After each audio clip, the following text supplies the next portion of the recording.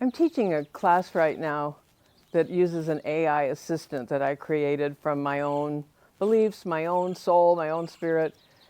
And something happened this week that just moved me to tears because as my students started working with this AI assistant along with what I've been teaching them, they started sharing their experiences that were so profound, so individual to each of them, and so deep that I literally started crying when I read it because it touched something in me because this all came from the journey I've been on that it's taken me 58 years to learn. You see, I'm 75. And from the time I was probably 17 into my 20s and 30s, because I left home at 17, I went out the window and went to Seattle and had to figure out how to survive. And that's what those years were about. It was about just, what am I going to do? How do I get through each day?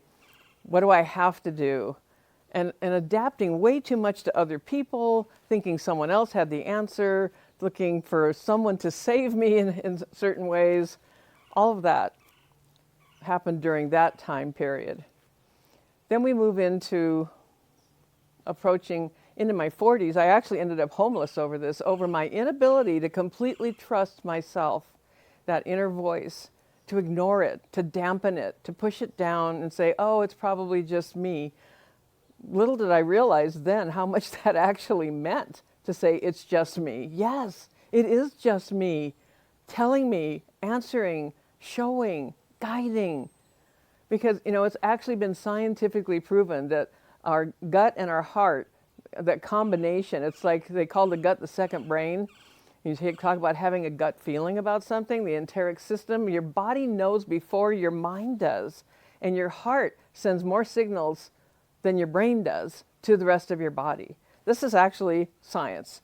And so that inner feeling actually knows before this part knows. But we just ignore it. We've kind of learned from the time we were little kids that that doesn't even count because we're supposed to figure it out. It's all a mental thing, right? In the sense of we got to think hard, we've got to figure it all out. So I spent a lot of time all the way into my 30s, into my 40s, ended up homeless, had to start life completely over again, had to come up with new resources from within about how I would do that, how to save myself and my children. This led me to my 50s decades, and that's when I discovered copywriting. I had never heard of it. I didn't know what it was. I read an article about it, and I did make a decision because I felt something. Literally, my body reacted. I started sweating. My heart rate sped up. I started sweating when I read the article because something in me said, that's it. That's it. Be that. And even though I'd never heard of it, I had no college degree, I had no experience, I'd never written anything except memos in an office. I'd only done work like clerical work, food service, photography of children, daycare.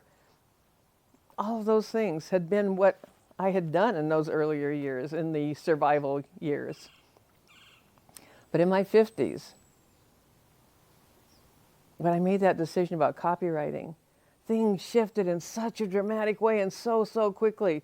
Made $500,000 my first year online as a copywriter. Never would say anyone else is going to do what I did. I say that whenever I share that story because it was crazy.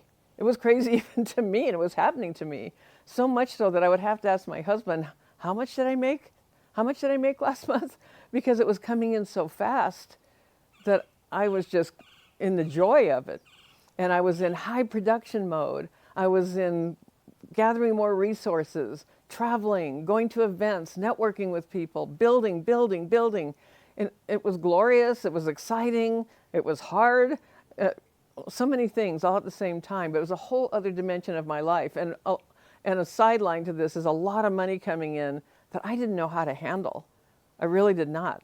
So one would think, oh, well, you're set for life. Not necessarily, because I'd never had it. I'd never learned anything except a family of struggle, a family of bill collectors at the door, a family of cars hauled out of the driveway when they were being repossessed, of hidden things and nefarious things that my father did with money. This is what I grew up with. Nobody talked about how to plan for the future, investing, saving. Even saving seemed like, well, why would we do that? We just need to be in the moment.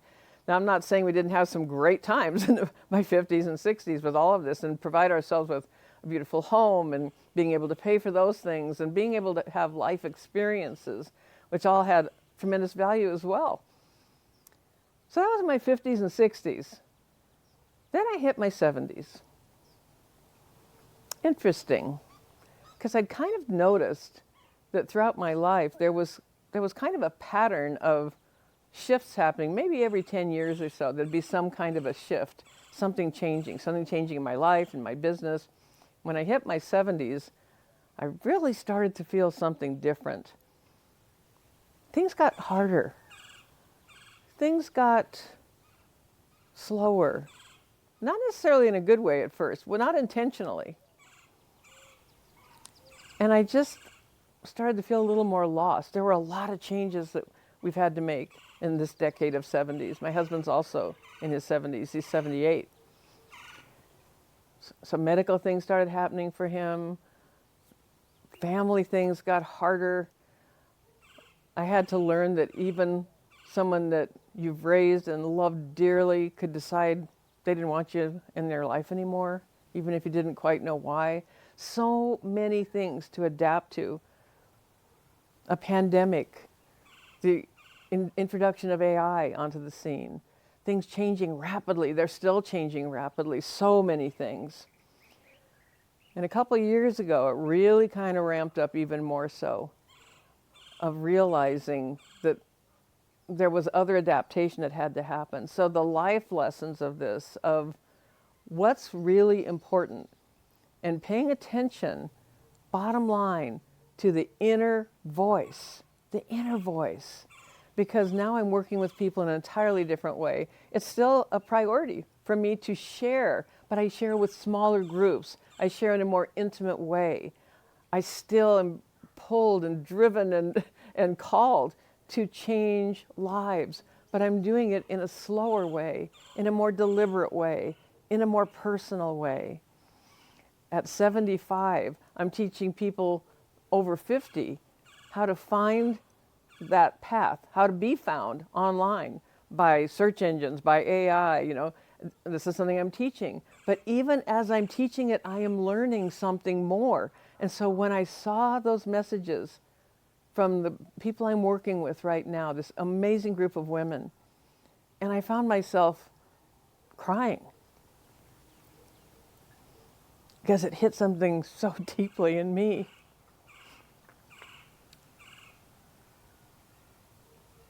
I wasn't sure if I'd be able to do this.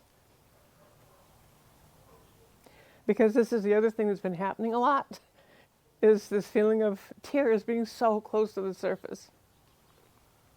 Embarrassingly so, right this minute. It's not depression. Sometimes it's sadness, but not always. I've noticed that I've had these times where I felt like tears were so close to the surface, I could be doing something completely unrelated, like preparing a meal or getting some exercise, watching a show on television, and I'm suddenly hit with this deep emotion. And it's because our body knows before our mind does. It's like a signal that something is shifting. And when these things shift, it doesn't always feel comfortable. It's not always the great feeling of, the light has descended from the heavens, guiding your path. It may feel really uncomfortable.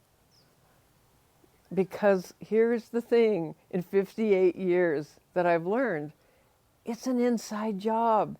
It all starts from the inside out. And so even as I'm teaching right now in current time how to be findable online, I realize to sound like a trope from the 60s, but I am a child of the 60s, it starts inside. You have to find yourself first. And even as I say find yourself first, it's remember yourself first. It's remember who you actually are, who you've always been, who you were born to be, that seed, that fire, that place of cultivation where we learn, we experience, we adapt, and learn more every year, every decade, to trust that inner voice. Trust the energy of it. Trust when it pulls you forward. Trust when it's showing you something instead of being afraid to see it, afraid to look at it. To be able to embrace it in the sense of, I am willing to receive this. I am willing to receive and pay attention and notice what is shifting. And not trying to be so in your head to figure it all out, but trust the energy that comes with it. There's a lift. There's a light. It might even feel like some things are getting lighter, not like a weight of the world on your shoulders all the time. This is what has taken me 58 years to learn. And I hope that as I share it with you today, whatever age you may be, perhaps it will help light that path for you. Perhaps you will see there is a purpose. There is a purpose. Things can be hard. Things can be difficult. I'm not saying it's all easy at all. But as you grow older, the acceptance of it's all right if some things move more slowly. It's all right if I take the time to process something. It's all right if things are shifting into a different way than it used to be, instead of clinging to the old thing, trying to resurrect something that's past its time for you, past its usefulness for you, past something you even desire to do. When I first started my business online, part of the way I did that was by traveling a lot. So I went to events, I went to marketing events, I networked, and now we can do this all from wherever we choose to be. I am so grateful for this place that I'm allowed and get to choose to be. It gives me so much peace. And I hope that sharing this with you, it brings peace to me as well. Because here's the bottom line of it all. It's an inside job. All of this starts from within. When you find you in there, your voice, your message, your purpose, then you can become findable to other people. Then you can take your lived experience and turn it into something that people actually will invest in because they choose to be with you, choose to be on that path. And that's where the other meaning comes. For those of us that still choose to be sharing that in this way, I hope that makes sense. This is Tina Lorenz. I'm here to tell you, we're not done yet. It's a choice, it's a willingness, it's a decision. Because it's not about being too late. It's about being present and willing to take that inner journey and share it in some way, even with one person at a time, if it will help someone else on their journey as well. It's kind of simple when you really think about it like that. Thanks for being here today. I would definitely appreciate if you have any comments that you would share them. If this was valuable to you at all, if you'll give me that like, because it's a reinforcement for me. It's confirming that even if one person is affected in a positive way by this, that's my purpose today. Until next time, thanks for being here with me.